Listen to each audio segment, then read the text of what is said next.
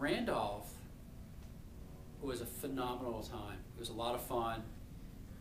I think that the bond that people form as freshmen in freshman dorms is stronger than almost any other that I conceive of in sort of our kind of modern industrial information society. All your closest friends tend to be developed in that freshman dorm as opposed to freshmen who live in other buildings, as opposed to good friends you might make in subsequent years living in the same buildings or off-campus housing.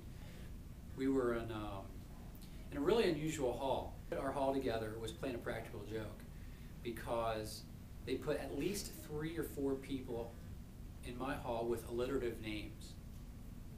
Greg Gamble, Tim Tamburino, Matt Messenger. I mean, it was almost half the hall had alliterative names. I mean, what are the chances? My roommate, hysterical guy, brilliant, goofy, but hysterical guy named Stephen Botts, had the exact same birthday as me.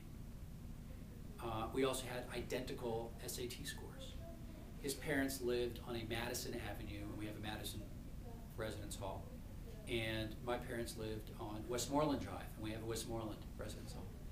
So I'm not one given to superstition, but it really was an odd selection of people and parallels that lined up in that Randolph 3rd floor hall. We were the very first room off of the lobby, and because we had a literal and figurative open door policy, in part became sort of the social hub. We're immediately off of the lobby area, and we had people in and out of our room constantly. We had the music on constantly, and in fact, often Stephen and I would both be gone, in class or somewhere else, and we'd come back, and there would be a number of people in our room just kind of hanging out with the music still on, and just, you know, nothing out of control, just having sort of like a low-grade, ongoing party there,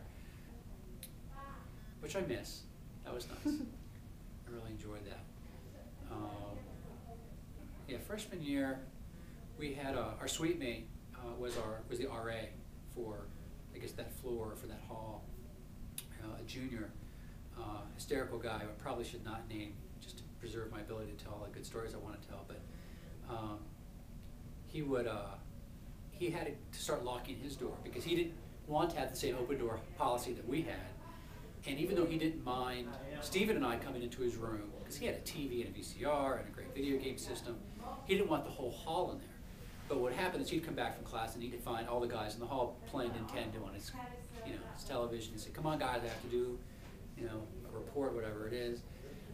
And then eventually he started locking the door to the bathroom because eventually people figured out they could just come through our open door room, come through the bathroom, and get into his food and video games and whatnot. One night he got angry because he woke up at 4 in the morning and he and his girlfriend at the time were fast asleep in bed. And he woke up and my buddy Jason and I think Stephen Botts, the 3 of us were watching Star Wars. And it's about 2/3 of the way through the movie. We'd been playing it kind of low. "What are you guys doing in my room?"